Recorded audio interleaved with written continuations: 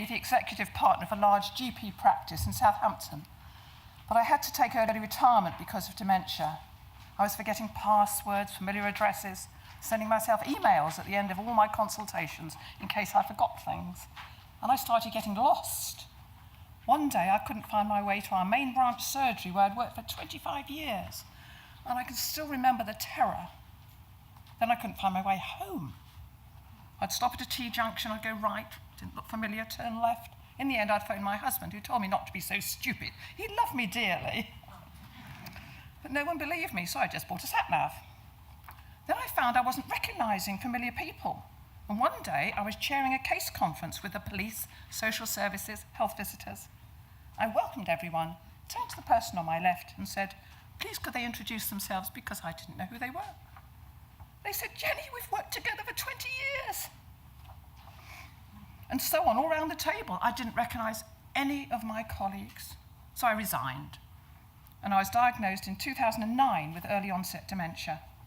So I decided to use my medical knowledge and skills to find coping strategies and improve things. I knew about dementia as a doctor, but not much. I didn't know about hallucinations. I wasn't going to mention mine, and no one asked. My father had dementia, so I knew something about family impact, and I now live in a dementia-inclusive village with specialised dementia care, and I live independently, or try to, with quite a lot of help. I still set off the fire alarms as I don't understand what I'm doing in the kitchen, and I tend to avoid situations I can't cope with, but I used to lecture and teach students and doctors, so this is familiar for me, and I use a lot of assistive technology. Wonderful. 15 years ago, when someone had a stroke, nothing much was done. But now, there's active intervention, speech therapy, physiotherapy, and we expect improvement.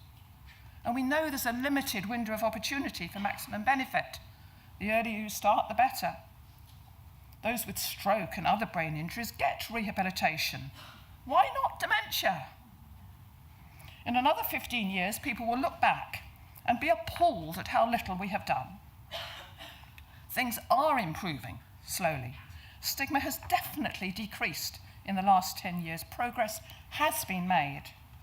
And organisations are working together. And we started educating in schools, but it's not compulsory.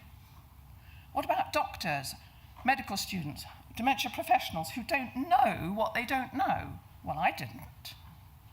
In some areas of the country, shop and business staff get more dementia training than they do. And I passionately believe we can improve things for people with dementia, and that's not by allowing them to sit in front of a telly all day. The person is still there, right till the end. I live amongst these people.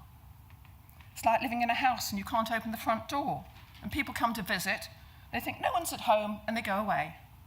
Well, try the back door, look through the window, the letterbox, get a ladder, think laterally. And I found 5 ways to get others that people think are unable to talk to speak. And I get lots of practice where I live. Encourage people to still find the person, please.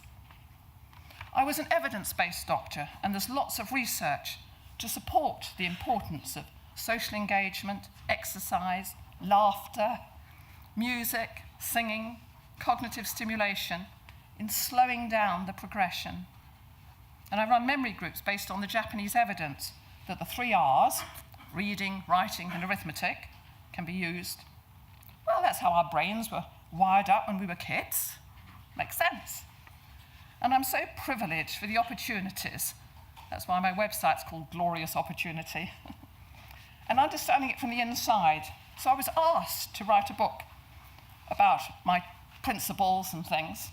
And it's called Dementia from the Inside, A Doctor's Personal Journey of Hope. It's very practical. And I'm so looking forward to the rest of today. Thank you.